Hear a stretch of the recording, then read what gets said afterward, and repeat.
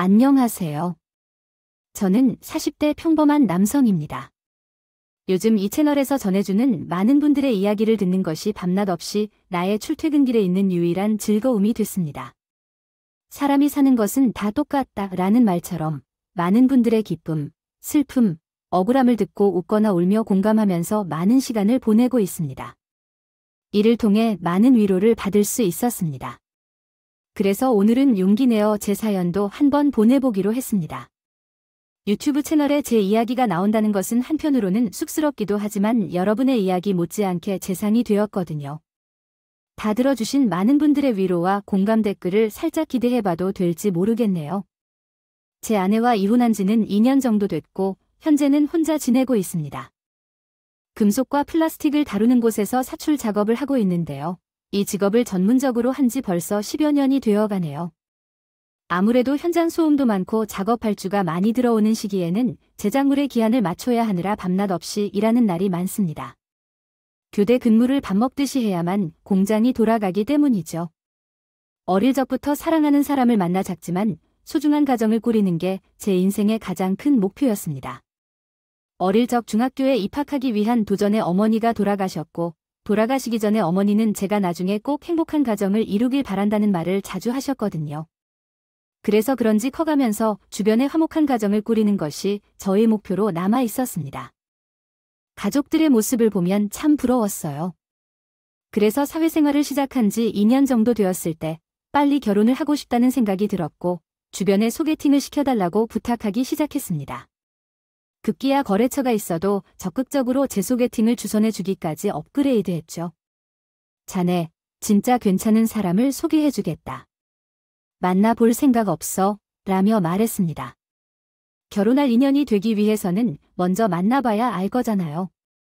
괜히 조수에게 퇴사를 권유하고 사장님이 저와 거래를 이어주실 것이라고 기대도 했지만 조금 걱정도 되더라고요. 당신도 한번 뵈어본 적이 있을 거예요. 저희 회사 건물 2층에서 새로 입사해 근무하고 있거든요.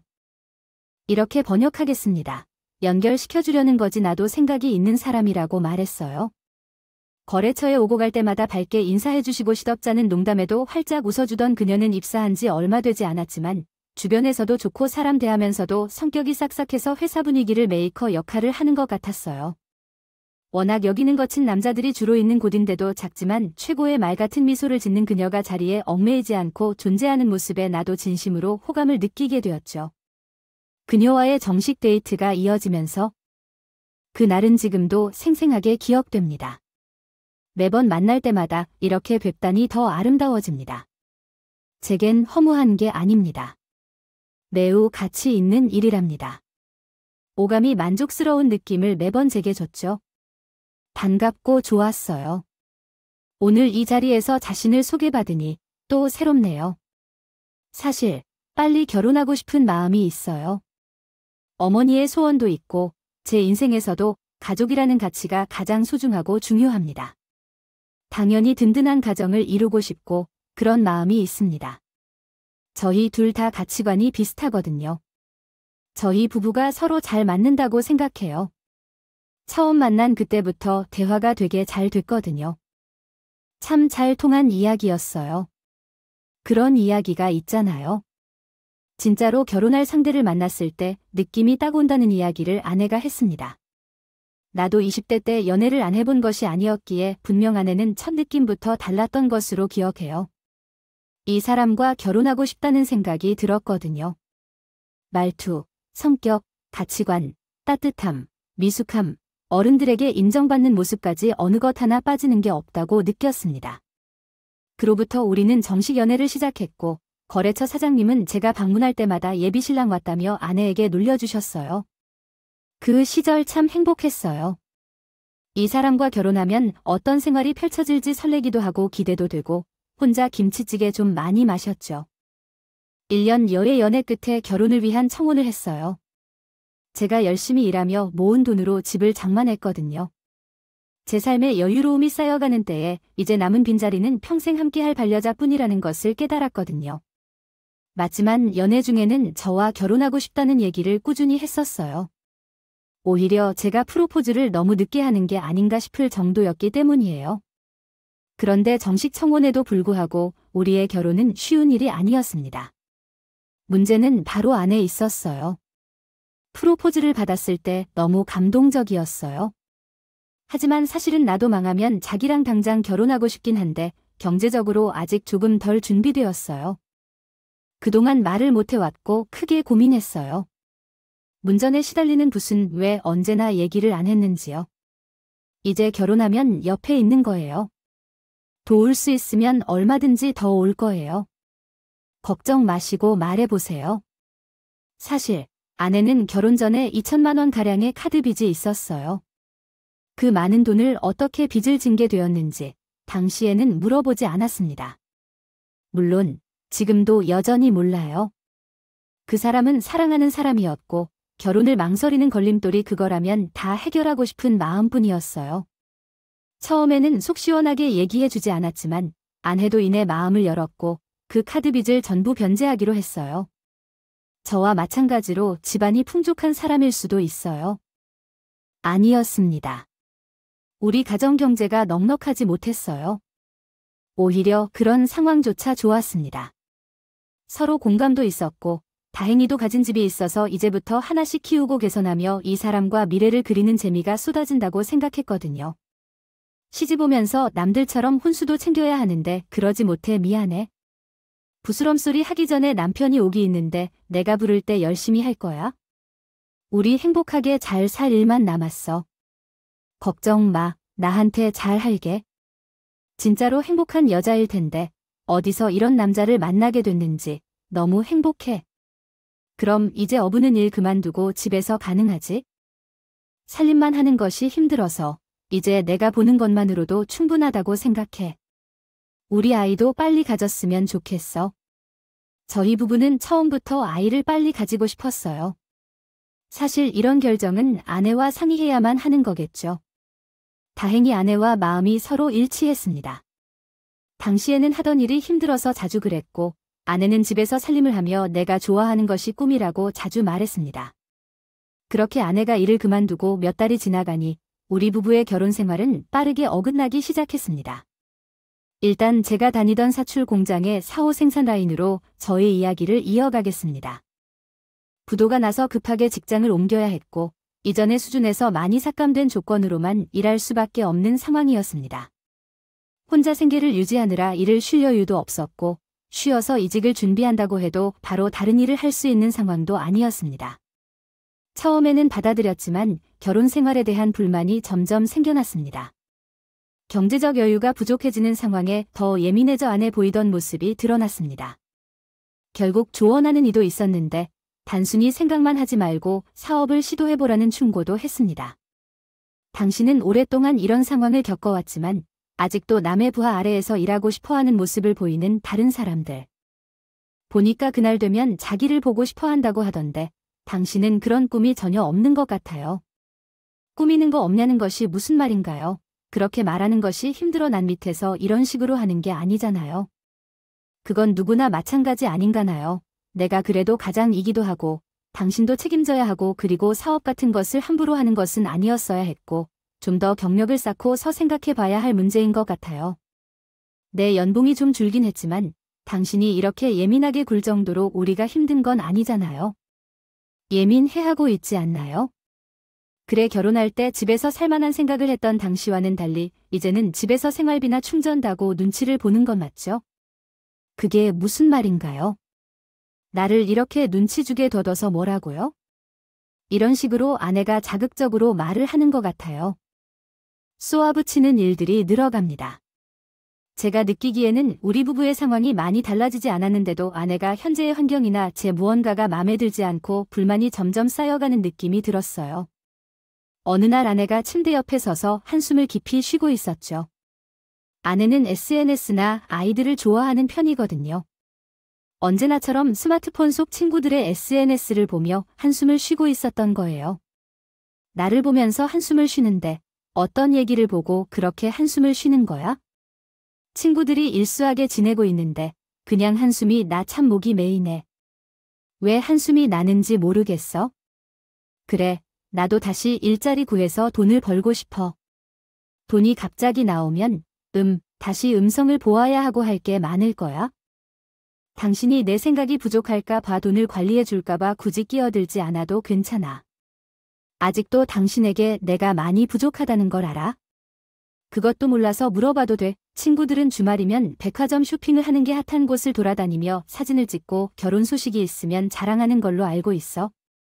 이런 것들은 그냥 자기 과시일 뿐이지만 난 그런 걸 못해도 지쳐. 지금 우리 상황에서 내가 하고 싶은 걸 할 수만은 없다는 게 안타까운 거야. 내가 너무 많이 영어 살피는 게 아닌가 싶기도 하고 집에서만 있으면서 답답하기도 했던 거야. 늘 미안해하고 남들처럼 못해줘서 미안하고 그것도 미안해하지만 실은 내 상황을 한탄하는 것뿐이었어. 얘들은 요즘 운동에 빠져서 골프장에 가고 몇백 원짜리 티샵도 다니고 있어요. 정말 비싼 것을 아는데 계속 그런 곳만 다니니까 나도 조금은 절약하고 싶다는 생각이 들었어요. 저한테 미안한 소리를 듣고 싶은 게 아니었어요. 오해는 말씀하신 것처럼 아니에요. 애둘러서 이야기를 하는 것은 아니었지만 그날 아내의 진심을 듣고 많이 속상했고 미안했어요. 전혀 이해할 수 없는 이야기들이 아니었거든요. 아내는 원래 자기 할 일에 전념하는 사람이었고 결혼 후에도 살림에 집중하라는 제안을 한 적도 없어요. 게다가 아이를 빨리 가질 희망이 있었지만 마음대로 되지 않아서 많은 스트레스를 받았을 것 같아서요. 울컥했었죠. 아내는 경단녀가 되지 않겠다며 열심히 직장을 알아보더니 얼마 되지 않아 곧장 취업을 했습니다.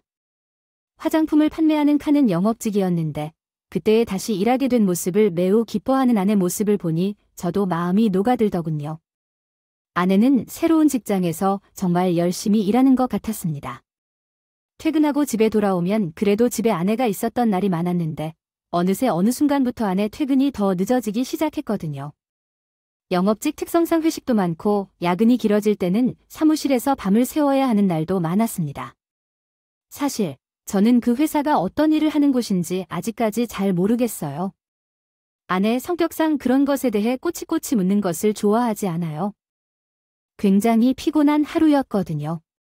오늘도 많이 일했어요. 하루 종일 연락도 안 되고 퇴근해서 집에 들어왔어요.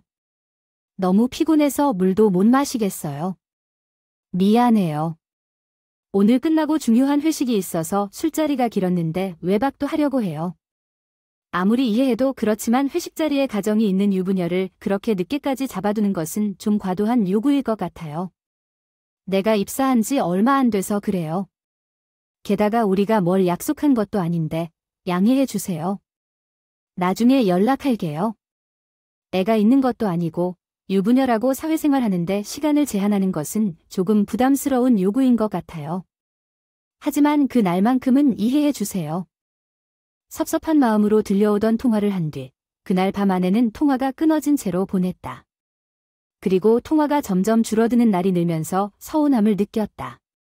아내가 다시 일하고 싶어 했으니 그의 노력과 적응을 도울 수 있도록 내가 더 노력하고 이해해보려 했다. 연애 시절부터 보아왔던 아내의 일하는 모습에선 얼마나 열정적이고 성실한지 알기에 변화가 오더라도 그녀를 이해하고 지지하기를 생각했다. 하지만 우리의 결혼 생활은 다양한 변화 속에서 롤러코스터처럼 오르락내리락하며 흘러갔다.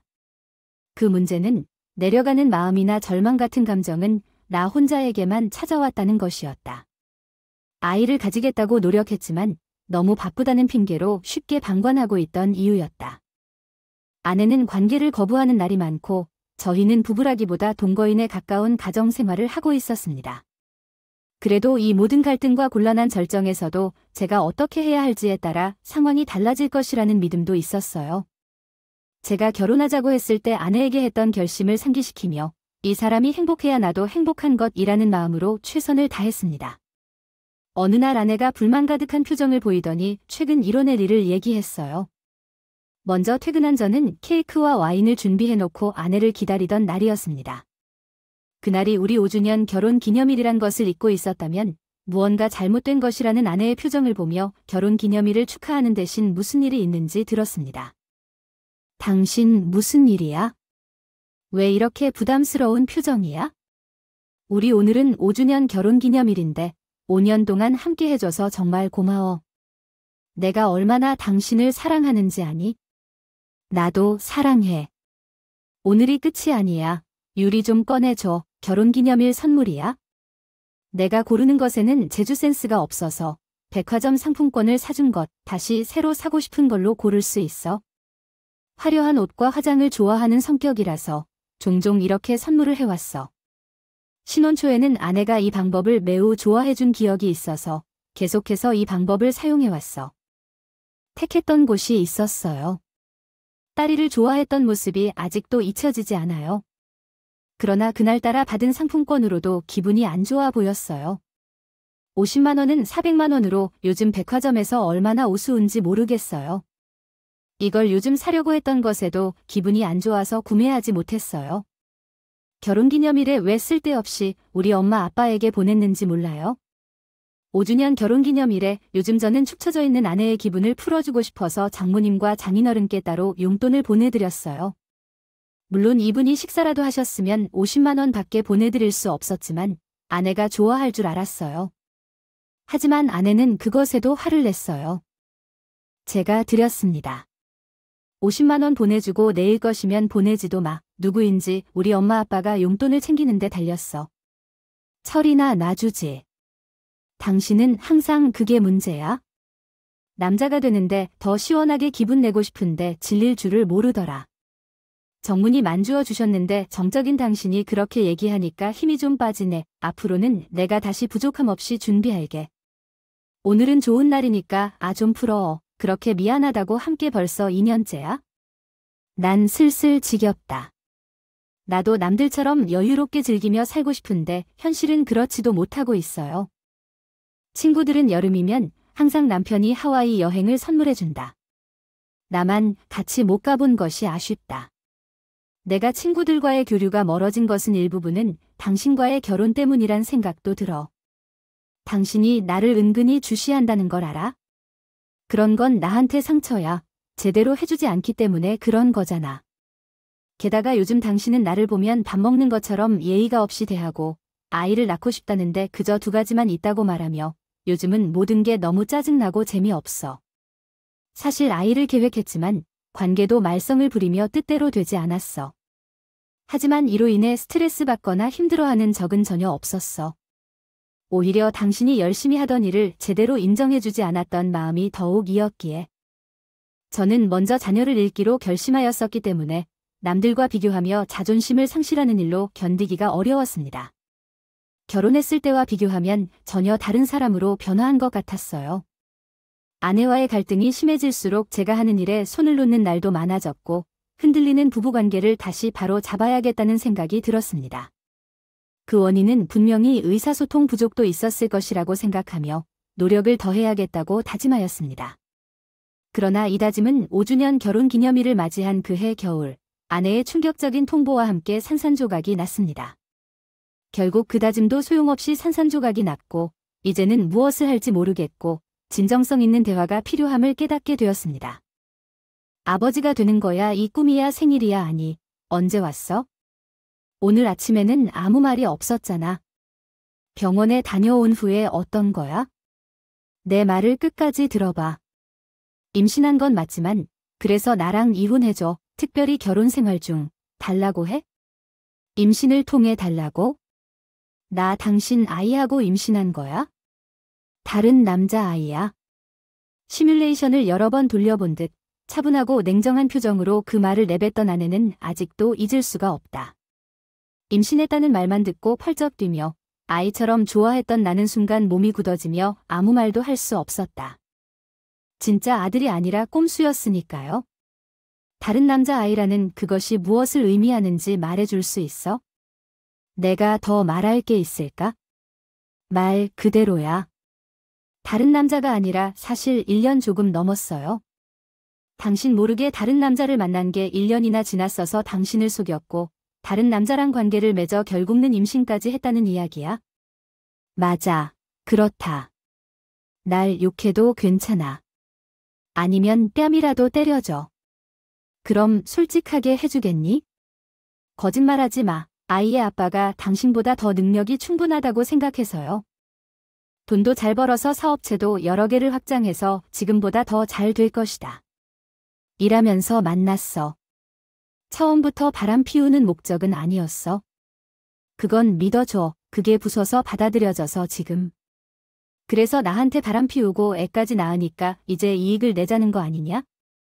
어떻게 당신이 나한테 그럴 수 있어? 그래서 지금 이렇게 미안하다고 해야 해. 나는 나의 아이를 낳을 거야. 그리고 나도 더 행복해지고 싶어. 당신이랑 거지 같이 사는 건 그만하고 싶었거든. 그러니까 언해줬으면 좋겠어. 저와의 결혼 생활이 거지 같다는 그 한마디는 정말 날카롭게 제 가슴을 파고들었습니다.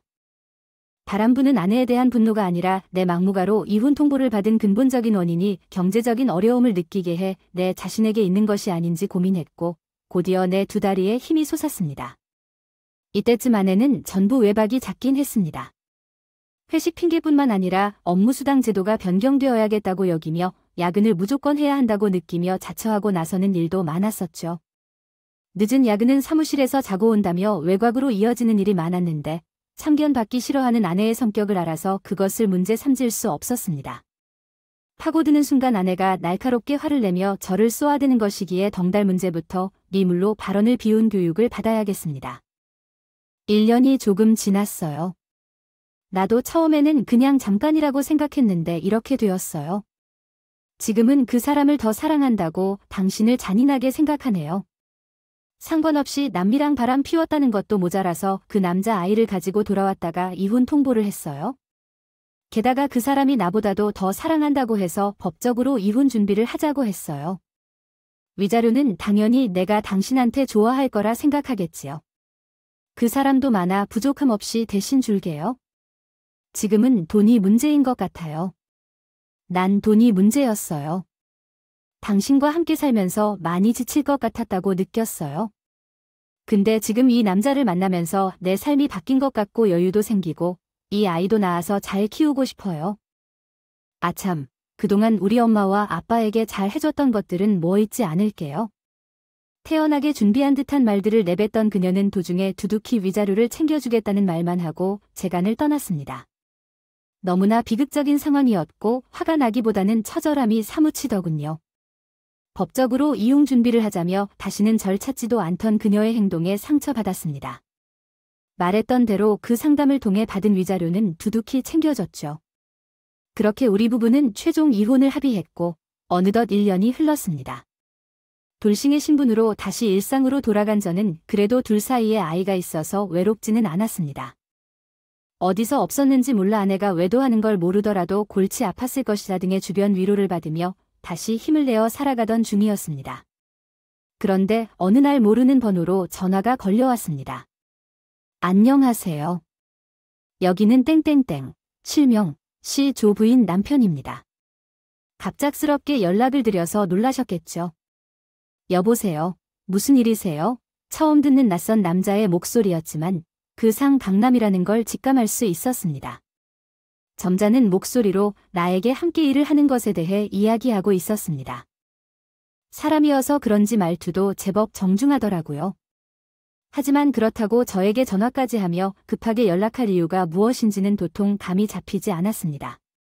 저로선 상간남과 굳이 연락하고 지낼 이유도 없고 이런 전화가 반가울 리 없기 때문이죠. 조이가 이렇게 열려있는 칼리운 없는 곳으로 아는데요. 네, 잘 알고 있습니다. 하지만 꼭 드릴 말씀이 있어서요. 잠깐 뵙고 싶습니다. 상간남은 제 퇴근 시간에 맞춰 직장 근처로 찾아와 오기로 했고 근처 조용한 커피숍에서 만나게 되었습니다. 잘 차려입고 나온 그 남자는 누가 봐도 사업하는 사람처럼 보였고 깔끔하기까지 하더라고요. 상대적으로 다소 위축된 마음을 달래며 그 사람 앞에 앉았습니다. 제게 무슨 일이신지 궁금해서 이렇게 오셨다는 인사는 없으신가요? 걱정 마세요. 당신의 아내를 차고 가시길 원합니다. 뭐라고요? 구급제체 무슨 말이 백지화된 것과 같습니다. 제 판단이 잘못된 것 같아요. 그 여자는 제 아이를 가진 적이 없었던 거죠. 저는 그 누나가 내 아이를 가졌다고만 알고 있었어요. 당장 외사과하라는 말씀에 따라 당신께 나갔습니다. 당시의 일로 인해 그분이 많은 상처를 받으셨을 거라 생각합니다. 지금 다시 한번 사과드리고 싶습니다. 상감대역으로 범죄를 일으킨 사람처럼요. 고개를 푹 숙이고 연신 꼼꼼히 되어 사과하였다. 게다가 아내가 갖고 계신 아이가 그의 아이가 아니라는 충격적인 말까지 내뱉으며 말이다. 잘 차려입은 양복을 입은 신사가 너무 죄송하다며 후회스럽게 사과를 해야 한다는데 저도 어찌할 바를 모르겠는데요. 당시의 나이가 아니라 일군이 어떻게 확신하나요? 사실 우리 부모님의 반대가 꽤 있었어요. 두 분 다 사업을 하시는 분들이라 이런 부분에서 엄격한 분들이셨고 와이프가 이혼녀라는 사실에 굉장히 예민하셨어요. 출산 직후에 몰래 유전자 검사를 진행하셨다고 합니다. 그 사실로 인해 분노도 냈었지만 결과는 이렇게 번져버렸다 하니 말이에요. 없다니까요. 비틀 수가 없네요. 하지만 그렇다 해도 그래도 이 상황에 어떻게 해야 할지도 모르겠어요. 저는 뻔뻔하게 새빨간 거짓말을 한 그 여자를 데리고 살 자신이 없습니다. 이미 헤어져서 통보했어요. 제 주장으로는 그 아이의 양부가 생아이겠죠. 그 여자는 단지 돈만 보고 그 당시의 나이인데도 내 아이라고 거짓말을 했을 거예요. 그러니까 지금 다시 제 아내를 데려가라는 말입니까? 제게는 4년 데려가 주세요. 어차피 아이도 원하셨다고 들었어요. 이 아이는 제게 할 말도 없을 겁니다. 두 분 사이를 갈라놓은 것은 아직도 죄책감을 느낍니다. 제 잘못된 선택이었습니다. 용서해 주세요. 다시 고개를 숙여 회개하는 그 상간 남자의 모습을 보며 가슴이 답답했습니다. 이 마치 드라마 같은 상황이었어요. 하지만 그 상황 속에서도 아내가 낳은 아이가 내 상간함 아이가 아닌 사실이 내 화음을 툭 건드리며 나타났습니다. 어쩌면 내가 가진 아이가 아닐 수도 있고 돈 때문에 이 남자를 선택했을지도 모르다는 설명도 그럴듯했습니다. 다시 한번 와이프를 만나서 설명을 듣고 싶습니다. 그래서 한번 다시 만나보고 싶습니다. 제가 다시 한개 만나서 이야기해 보겠습니다. 저를 찾아와 이야기해 주신 분이라면 언제든지 부탁드립니다. 고맙습니다. 아니에요. 그동안 많이 죄송했습니다. 5개면 없어요. 그 여자가 뭔가 빨리 해결해야 할 일이 있으면 연락할게요. 언니, 어제 그 당신이 연락해 볼게요. 그럼 이만 가세요. 1년 만에 아내에게 연락한 저는 그동안 있었던 일들 같은 것은 묻지도 않았고 일단 만나자고 했습니다. 상감 남이 제게 찾아왔다는 40만 원 이야기를 했을 뿐인데도 모두 사항을 눈치챈 듯 알아차린 것 같더라고요. 이번에는 제가 아내가 지나는 곳을 찾아갔습니다. 절친을 쑤셨습니다. 사실 오늘 당신을 만나자고 한 것은 그겁니다. 남자가 모두 얘기해 주었어. 다 들었고. 나도 다 알아. 그 사람한테서 들었어. 내 아이의 유전자 검사 결과 불일치라더라고 해서. 내가 뭘 할 말이 있겠어? 춤 사는 게 복잡하고 힘들어. 이렇게 다시 당신을 만나게 될 줄은 몰랐어. 그 아이, 내 아이 잃고 갔다고 하던데, 맞아. 아쉬운 점이 이렇게 드러나서 나주 참 이상해. 당연하지. 그걸 말이라고 해. 우리는 한참 아이를 갖고 싶어서 노력했어. 그래서 아이가 우리 얼굴을 닮았던지도 몰라. 내가 그 남자 톤에 눈이 멀었었나 봐. 당신의 아이를 낳고도 그 사람의 아이라고 철석같이 믿었던 것 같아. 스키도 비슷해 보였고 1년여 동안 아내가 바람을 피웠다는 사실만으로도 손이 떨리고 며칠 밤을 지새웠어. 잠을 자지 못했던 날이 있었는데 그 아이가 제 아이였다는 사실을 듣게 되자 다시 함께하고 싶다는 생각이 들었습니다. 아내에게 다시 정리하고 내게 돌아올 것을 권유했고 아내는 잠시 고민한 후 결정에 동의해 주었습니다. 문제는 우리 쪽 어르신들이 발생했습니다. 이미 그때 큰 분노를 느끼셨던 아버지와 고모가 재결합한다는 소식에 놀라시고 계셨고 특히 고모는 아이 문제를 떠나서 그런 일이 있던 사람을 다시 받아들일 수 있냐며 제게 의문을 제기하셨습니다. 하지만 결국 고모는 새로운 선택과 삶을 위해 그 사람을 받아들일 준비가 됐다고 생각합니다. 그렇다고 책임은 조여할 거 아니에요. 그래도 나는 영 찝찝한 마음에 들어서 그래. 아니 말 맞다나 그 아이가 네 아이라고 치더라도 아이는 거두 이 그 여자까지는 다시 받아줄 수 없지 않겠니? 너 살면서 내가 다시는 바람 안 피우게 다는 말을 믿고 지낼 수 있어? 그래도 엠마잖아요. 얼마 전에 저랑 만나서 얘기할 때도 반성한다고 했어요. 아이 나오면 여자애 달라진다면서요. 제가 봐도 그 전이랑 달라 보였어요. 너은 크게 문제야. 사람을 너무 잘 믿는 거. 내 엄마가 일찍 세상 떠나면서 나한테 당부한 게 있어서 그래 내가 부모로서 내 엄마 몫을 대신 해주기로 했었는데 제대로 살피지 못해 그런 아이를 집에 들였던 건 아닌가 싶었지만 오니 어떻게든 나는 내 결정에 맞게 요청할 것이 있어요. 가족을 완성하는 게 제 꿈이라는 걸 아실 거예요. 그러니까 아이에 대한 얘기인데 유전자 검사를 한번 해보자고 할게요. 당신의 아버지도 이와 같은 계기를 살짝 꺼내 보았던 것 같았어요. 요즘에 그것에 관심이 있어요. 죽음을 통제하는 것이 아닐 수도 있다고 의심하시나요? 구모 당신은 조금 당황스럽고 우리 모두가 그러한 권리가 있다고 생각해요. 어쨌든 너희의 이혼 사유의 상단이라는 것이 있었으니 이에 대해 성인들이 분명히 해야 할 필요가 있다고 생각됩니다. 만약 참으로 너의 아이로 나오면 너도 당당하고 자랑스러워할 수 있을 거야. 과학기술이 발달함으로써 사람들은 좀 더 명확하게 결정할 수 있다고 생각해요.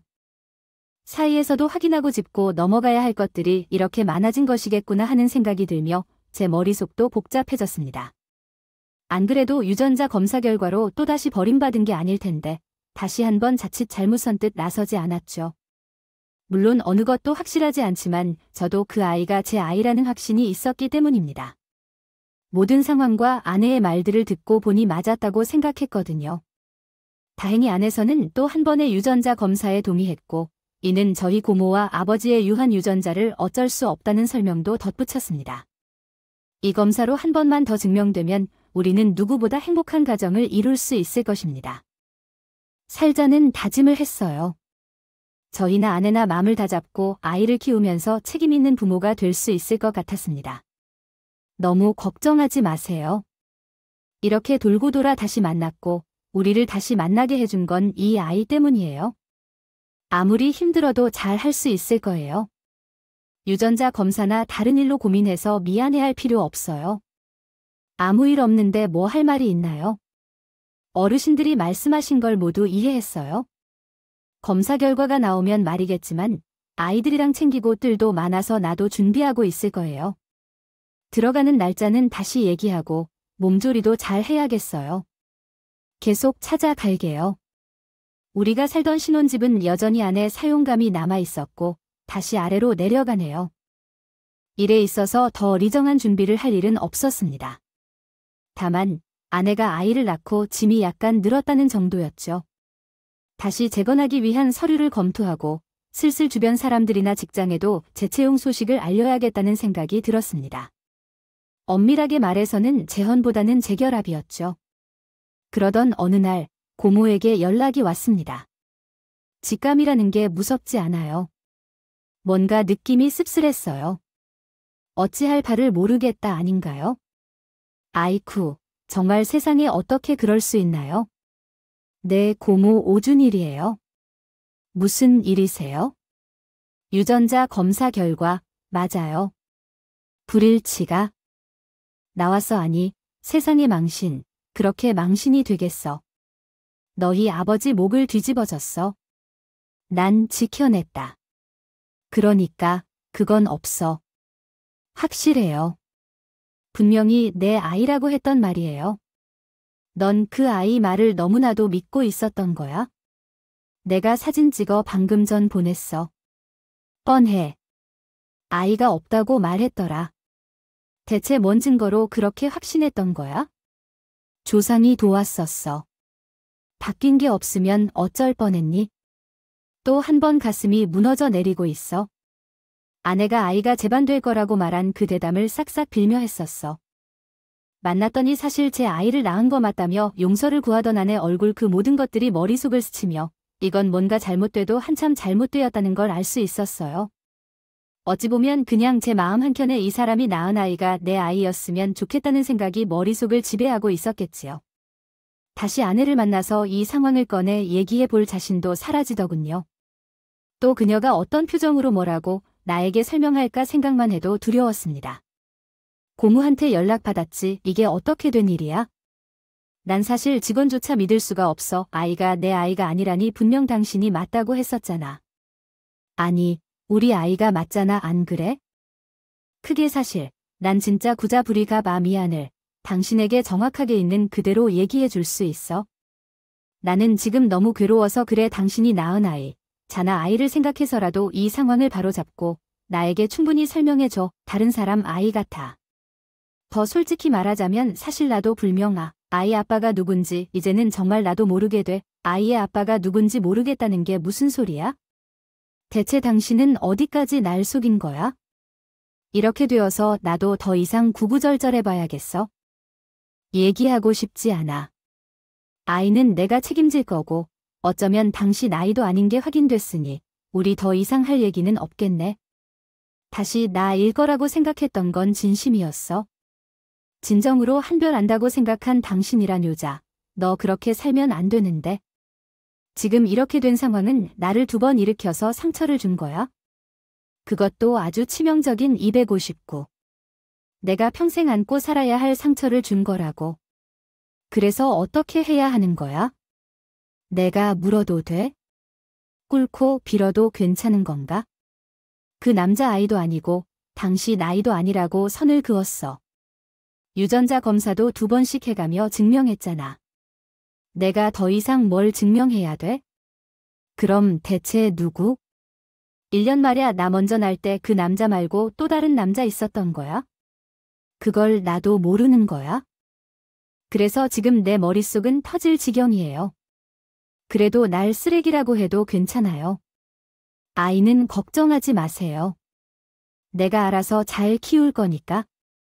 내가 왜 아이를 걱정하게 해서요? 내 아이도 아니고. 땅크냥, 당신이란 여자가 걱정이에요. 왜 그런 사람이 그런 행동을 한 건지. 그동안 나는 추정되는 아빠가 있구나. 몇 명이나 있었어요? 다시 한번 사과할게요. 법적으로는 아직 우리가 재결합한 것은 아니잖아요. 당신에게 서류상으로 한 번 더 피해를 준 건 아니니까요. 우리도 잊지 말고 그냥 만나지 말자고요. 다신 당신을 볼 일은 없을 거예요. 그래도 정말 나에게 준 상처, 당신도 이해해줘야 해요. 내가 유언 아이를 생각해서 그래도 당신도 앞으로는 이렇게 살면? 안 걱정해줘서 고마워. 내가 알아서 잘 찾을 거야. 더 이상 내 삶에 관여하지 말고 가염증하지도 마. 아내와 하던 결혼 생활 중 상담만 났던 것이 아니었다고 합니다. 시간마다 인연이 되는 남자들과 잠자리를 가졌고 대부분 직장에서 만난 사람들이었다고 하더군요. 그 중에는 유부남들도 만났고 자신보다 훨씬 어린 남자들도 있었다고 해요. 얘기로는 SNS를 통해 만난 사람들과도 자주 잠자리를 할 정도로 이중생활을 했었다고 하더라고요.